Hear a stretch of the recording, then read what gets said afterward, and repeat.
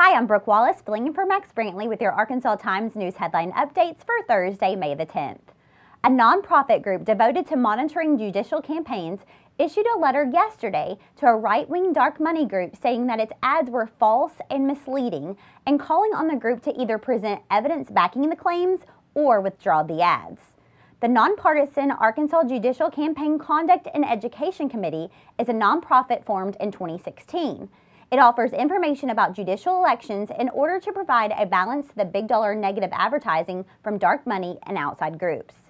The group's rapid response team, chaired by retired federal judge Audrey Evans, sent the letter to Judicial Crisis Network, a DC-based advocacy group that is pouring more than $1 million into advertising to attack Supreme Court Justice Courtney Goodson. Goodson is running for re-election against David Sterling, an attorney for the Department of Human Services, who appears to be backed by JCN and State Court of Appeals Judge Kenneth Hickson. Goodson and Hickson have slammed the ads as slimy. Sterling claims he knows nothing about them. The Jan Morgan campaign for governor has officially canceled its gun giveaway promotion to raise campaign cash, says an attorney volunteering with the campaign. Those who made donations in order to participate in the drawing have had their money returned, according to Hot Springs attorney Joe Churchwell. Quote, "The credit card transactions have been reversed or canceled," he stated. Churchwell said that the campaign would also return all contributions from a separate fundraiser, a quote, "reverse drawing" raffle that took place on a campaign cruise event in Hot Springs in April. Late last month, the Morgan campaign announced a drawing with the top prize being a commemorative Kemper Micro 9 handgun engraved with Jan Morgan's signature. To enter the random drawing, people had to donate at least $50 to the campaign via the normal donation process on the website. Shortly after the gun giveaway promotion began, we noted on the blog that the drawing, as well as the earlier campaign raffle event on the cruise boat, appeared to violate the law. State law only allows such drawings under certain narrow circumstances, and raising campaign cash isn't one of them. Attorney General Leslie Rutledge's ballot initiative Blockade will soon be heading to court. Rutledge herself has been subpoenaed to testify. The Attorney General's office is fighting that subpoena. Before seeking signatures to make the ballot, proposed initiatives must first gain approval from the Attorney General.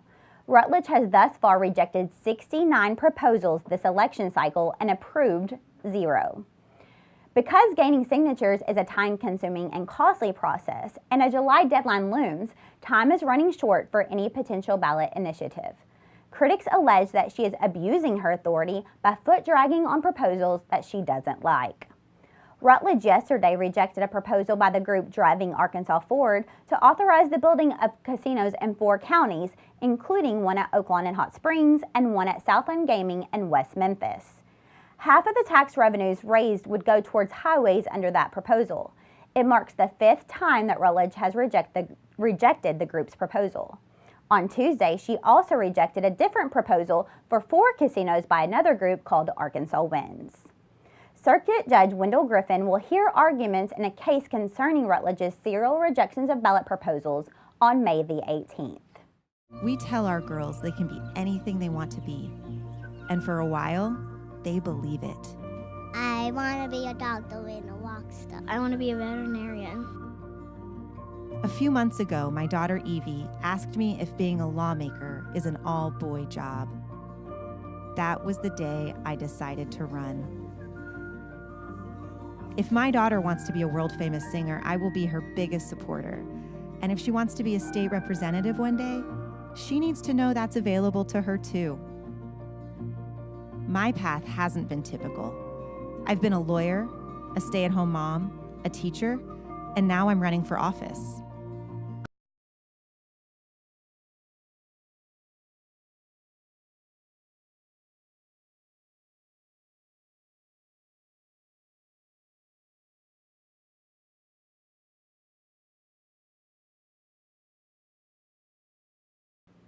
Donald R. Moore, a Jacksonville resident and teacher at Little Rock Hall High School, was arrested Tuesday night and booked at the Pulaski County Jail on 14 counts of rape, 2 counts of incest, and on 1 count of sexual indecency with a child. A police report says the charges pertain to 2 victims.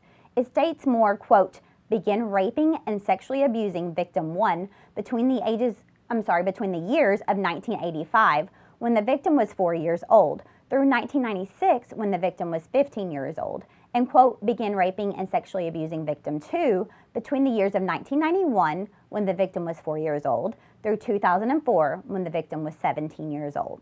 Well, that's all your news for today. You can read more on the Arkansas blog. Thanks, and see you tomorrow.